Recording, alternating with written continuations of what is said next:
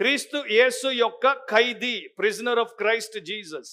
మామూలుగా అపోస్తలులైనటువంటి పౌలుకు పత్రికలు రాసినప్పుడు ఉండే అలవాటు ఇక్కడ ఆయన వాడట్లేదు. ఉదాహరణకి 2 చోట్ల నేను మీకు 2 విషయాలు చూపిస్తాను. గలతీలకు రాసిన పత్రిక ఆయన ఎట్లా ప్రారంభిస్తాడు అనేది మీరు 1వ అధ్యాయం 1వ వచనంలో చూస్తే, తండ్రి అయిన దేవుని వలనను అపోస్తలుడుగా నియమింపబడిన పౌలను నేనును అని అంటాడు.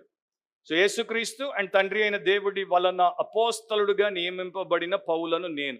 సో గలతీలకు అపోస్తలుడిగా ఆయన పత్రిక రాశాడు. ఇప్పుడు మీరు కొంత వెనక్కెళ్ళి రోమా సంఘానికి ఎట్లా రాశాడు అనేది కూడా మీరు చూస్తే, రోమీలకు రాసిన పత్రిక 1వ అధ్యాయము 1వ వచనంలో యేసుక్రీస్తు దాసుడను అని ఆయన ప్రారంభిస్తున్నాడు.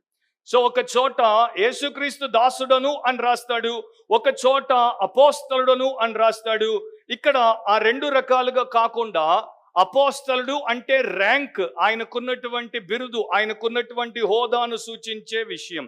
దాన్ని ఇక్కడ ఆయన వాడట్లేదు. ఎందుకంటే ఒక రాయబారిగా ఒక వినతి చేసుకుంటున్నాడు ఫిలోమోను కనుక అతడు అధికారికంగా దాన్ని రాయట్లేదు. అండ్ రెండవది అతని యొక్క సర్వెంట్హుడ్, సేవకుడు, దాసుడు, బానిస అనేది అతని యొక్క టాస్క్, అతనికి దేవుడిచ్చినటువంటి పని కనుక దాని గురించి కూడా అతడు ఇక్కడ రాయట్లేదు. సింపుల్గా క్రీస్తు యేసు యొక్క ఖైదీ అయినా అని అంటున్నాడు.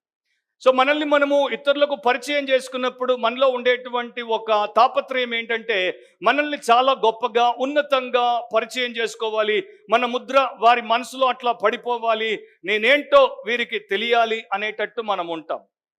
అది క్రిస్టియన్ లక్షణం కాదు, అది యేసుక్రీస్తు లక్షణం కాదు, యేసుక్రీస్తు నందున్నటువంటి అపోస్తలుల లక్షణం కాదు, దేవుని పిల్లల లక్షణం కాదు. వారు మేమేంటో వారికి తెలియాలి అని ఎప్పుడు ప్రయాసపడరు, మా ప్రభువేంటో వారికి తెలియాలి అని ప్రయాసపడతారు.